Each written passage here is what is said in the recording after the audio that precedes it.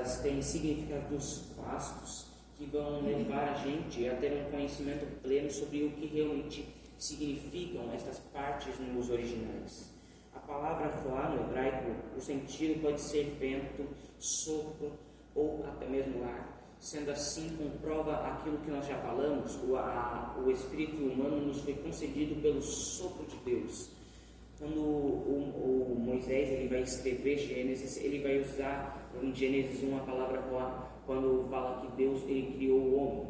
Assim, ele prova que Deus, através do sopro, nos deu o Espírito, uma vez que na palavra Ruá também está o significado de sopro e Espírito, ou seja, nos foi concedido o Espírito através do sopro de Deus.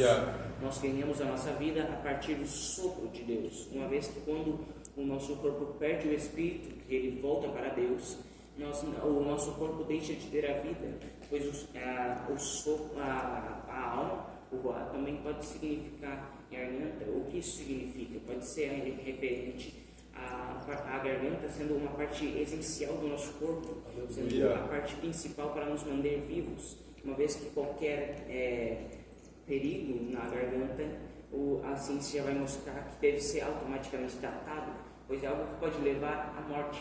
Da mesma forma, perdendo o Espírito, nós perdemos a nossa vida, pois o Espírito é responsável por nos dar a vida. A palavra nefesh, por sua vez, é a alma, a parte do corpo que sente, que vive, que respira, a parte do corpo responsável pelas emoções, pelos sentimentos. Então, a palavra nefesh, ela representa todo o nosso ser imaterial, responsável pelas capacidades cognitivas do ser humano, responsáveis pela capacidade de pensar, pela capacidade de entender, de ler, pela capacidade de estudar as coisas, de pensar. Ou seja, quando nós estamos pensando, nós estamos fazendo o exercício da nossa alma. Quando nós estamos estudando, nós estamos fazendo o exercício da nossa alma, que é isto. É pela alma que nós choramos, é pela alma que nós recebemos consolo, é pela alma que nós nos sentimos cansados, e é pela alma que nós recebemos o descanso que só Deus pode nos dar. É pela alma que nós nos sentimos apagados, que nós nos sentimos tristes, mas também é pela alma que Deus ele enviou o seu Filho para perder a sua em favor da vida de muitos. Aleluia! Glória a Deus. Tênue divisão, ponto 3. No Novo Testamento, 1 Tessalonicenses 5,23 e Hebreus 4,12 se destacam em relação à distinção entre alma e espírito, pois os mencionam expressamente sem qualquer aparência sinônima. O segundo texto, aliás, refere-se à tênue divisão, que é entre os dois componentes imateriais e é acessado sobrenaturalmente pela palavra de Deus, que penetra até o mais íntimo de nosso ser, onde alma e espírito estão entretecidos. Conclui-se, portanto, que apesar das discussões teológicas a respeito da composição tríplice, espírito, alma e corpo, as Escrituras Sagradas fazem clara referência às três partes, distinguindo-as. O Novo Testamento vai trazer duas palavras distintas para se referir à alma e a espírito, que são pneuma e pseche. Se fosse somente duas partes no corpo humano, sendo o corpo e a alma, sendo alma e espírito a mesma coisa, qual seria a necessidade dos autores do Novo Testamento em trazerem essa divisão entre as três? Qual seria a necessidade de trazer palavras distintas com significados distintos para se referir à alma e espírito? A mesma coisa nós vemos ali em Hebreus 4,12, quando diz que a palavra de Deus é viva, eficaz e mais penetrante que qualquer espada de dois gumes, que também vai falar que penetra até a divisão da alma e do corpo, assim sendo também o do espírito. Então, a palavra de Deus ela não é simplesmente um livro, não é simplesmente algo com preconceitos da época, como alguns vão falar, mas sim a própria palavra de Deus, capaz de fazer você mudar a forma como você se porta, fazer a forma como você pensa, mente, e fazer a forma como você se comunica com Deus, o Espírito, uma vez que é pelo Espírito que nós nos comunicamos com Deus o Pai, é pelo Espírito que nós temos uma relação com Deus, uma vez que Deus é Espírito. Então a palavra de Deus ela é viva, eficaz, capaz de fazer a gente mudar a forma como nós nos portamos, como nós falamos, como nós vestimos. É capaz de fazer nós mudarmos os nossos pensamentos, mudarmos as nossas relações com as pessoas e mudarmos principalmente a forma como nós nos relacionamos com Deus o Pai, mudar a forma como nós nos relacionamos com o Senhor Cristo, aquele que deu a sua vida por nós, aquele que veio, perdeu a sua vida em favor da vida de muitos, aquele que deu a sua vida para que nós pudéssemos ter a nossa hoje, para que nós pudéssemos estar hoje neste templo aprendendo da palavra do Senhor, para que hoje nós pudéssemos ter a vida, para que hoje nós pudéssemos ter a salvação. Então a palavra de Deus, ela não é simplesmente um livro histórico, como alguns falam, como alguns inclusive usam apenas como livro para trazer fatos do passado, mas sim é a própria palavra do Senhor, inspirada pelo Espírito Santo e escrita por homens movidos igualmente pelo Espírito Santo de Deus. Aleluia. Espírito, pecado e santificação. Pecados do Espírito. Existem pecados do corpo, como a prostituição, e da alma, como os maus pensamentos.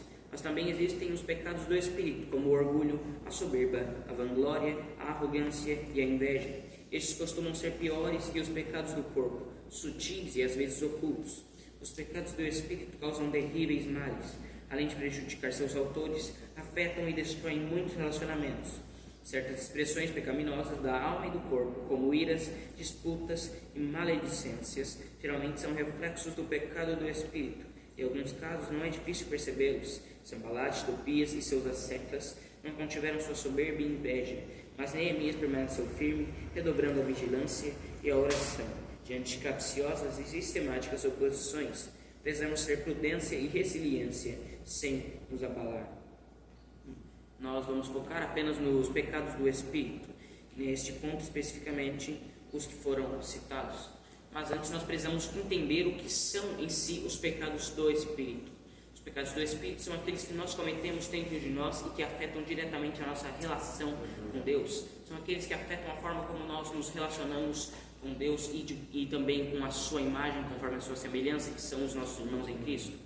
Os pecados do Espírito vão mudar diretamente a forma como nós oramos, a forma como nós prestamos o nosso culto a Deus, a forma como nós estamos em plena comunhão com aqueles a qual Deus nos colocou para ser aqueles que nos levam ao conhecimento da palavra, aqueles que nos levam ao entendimento daquilo que Ele quer, daquilo que Ele não quer. Glória a Deus. O orgulho te faz agir por si mesmo, te faz acreditar que não é necessário ter alguém para te ensinar, não é necessário se submeter a Deus, não é necessário se submeter às autoridades deixadas igualmente por Deus. Te faz agir como se não fosse necessária ajuda, não fosse necessário pastores. E isso nós já vemos também no Novo Testamento, na época da igreja primitiva, em 1 Coríntios 1:12.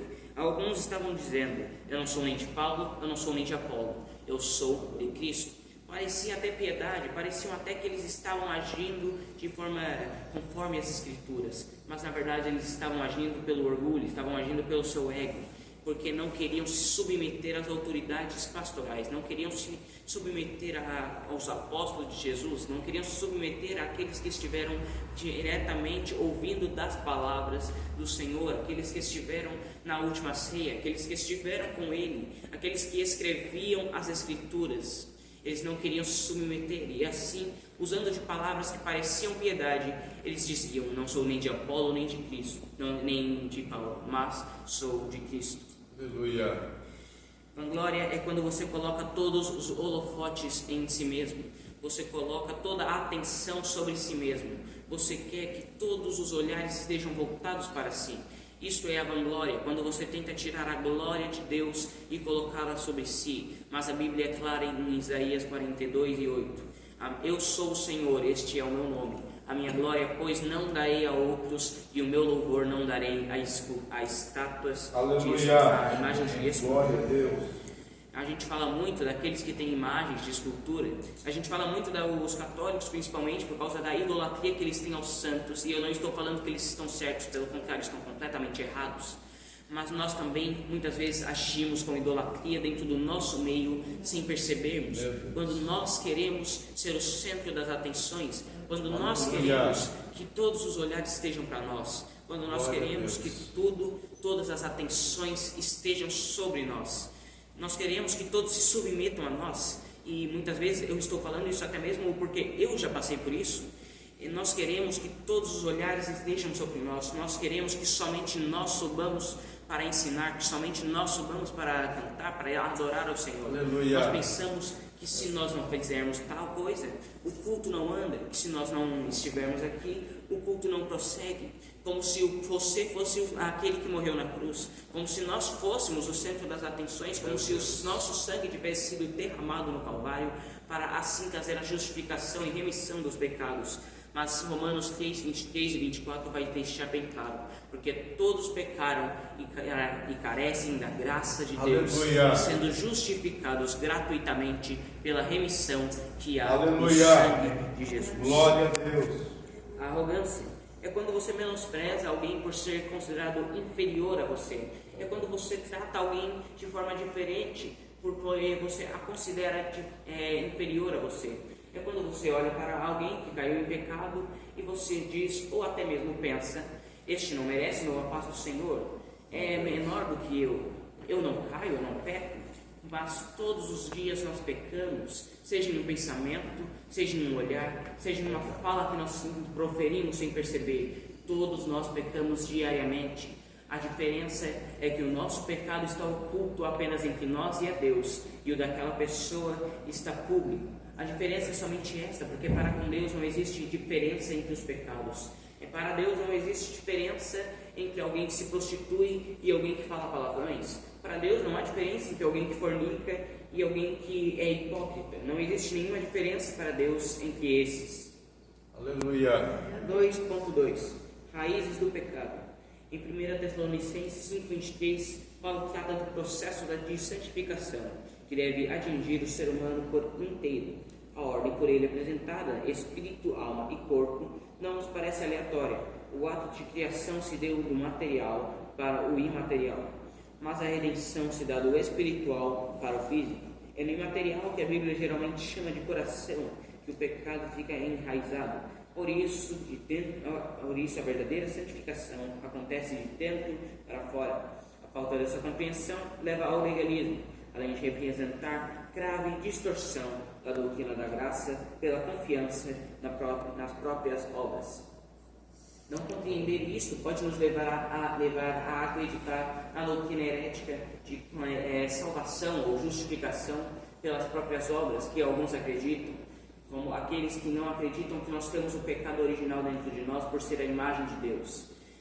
E não entender isso nos faz acreditar que nós podemos nos salvar pelas nossas próprias obras, que nós podemos nos salvar pelas esmolas que nós damos, que nós podemos nos salvar por aquilo que nós fazemos, por quantas vezes nós oramos por dia, por quantas vezes nós jejuamos por semana. Não entender essa doutrina pode nos levar a cair no inferno, pois aquele que não acredita, que confia em si mesmo, não está apto para entrar no reino dos céus.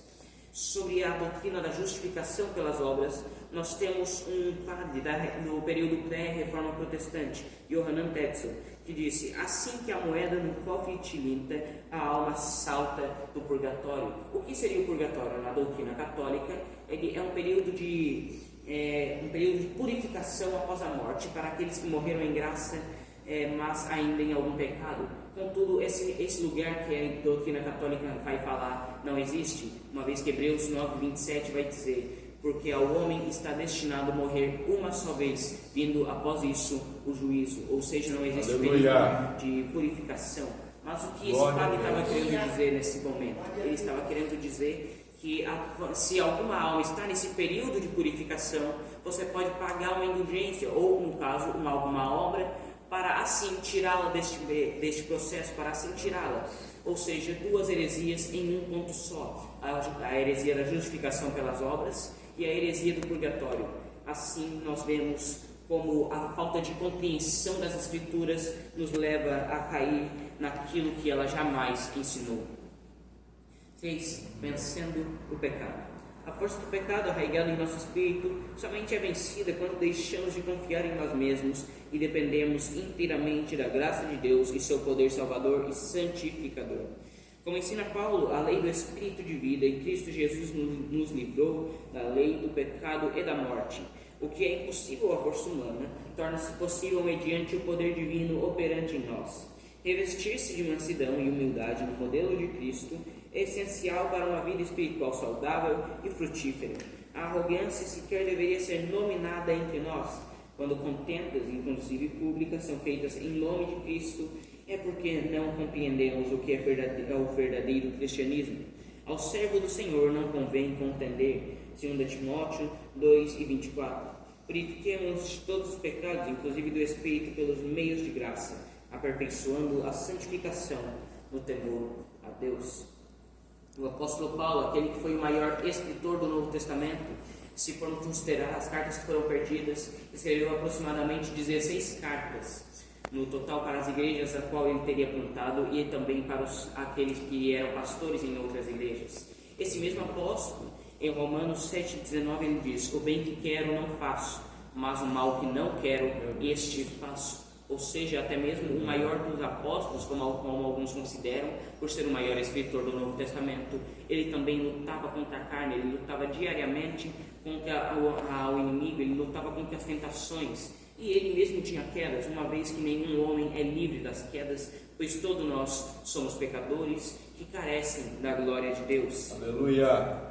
O mesmo Paulo diz em Efésios 5, 3 e 4 que a fornicação e toda impureza ou avareza nem ainda se nomeie entre vós, como convém a santos, nem torpezas, nem tolices, nem zombarias, que não convém, mas antes ações de graças. Muitos vão achar que ganhar debates na internet seria anunciar o Evangelho, seria cumprir o ID do nosso Senhor Jesus Cristo em Marcos 16:15. Mas na verdade, se este debate não acrescenta fé, não faz ninguém se converter ao Senhor Jesus Cristo, não ganha a alma de ninguém, não te faz mudar a sua vida, que diferença faz para o reino esse debate que você ganhou? Que diferença faz para o reino se você é predestinado ou se você não faz? Aleluia! Que diferença faz você ficar debatendo horas e horas com pessoas se a salvação você pode receber, se você recebe a salvação unicamente sem nenhum mérito, ou se você precisa aceitá-la para assim ter? Que diferença faz se você ficar ganhando debates na internet, se você na verdade só vai escandalizar mais o Evangelho através de iras, através de contendas? Deus ele prefere que você pregue o Evangelho nas ruas, dizendo que todos nós pecamos, mas que Deus enviou o seu Filho para que assim nós venhamos a ser salvos pelo seu sangue, do que você ganhando debates na internet, assim ganhando fama e assim sendo muito proclamado pelos outros. O Senhor ele prefere que você espalhe a mensagem das boas novas, pois o Evangelho significa as boas novas. Assim nós devemos não focar apenas em ganhar os debates, em apenas ganhar fama. Não que eu esteja falando que isso seja pecado, mas nós devemos nos preocupar no crescimento do reino, nós devemos nos preocupar em ganhar almas para Cristo Jesus. Aleluia! 3. Regenerar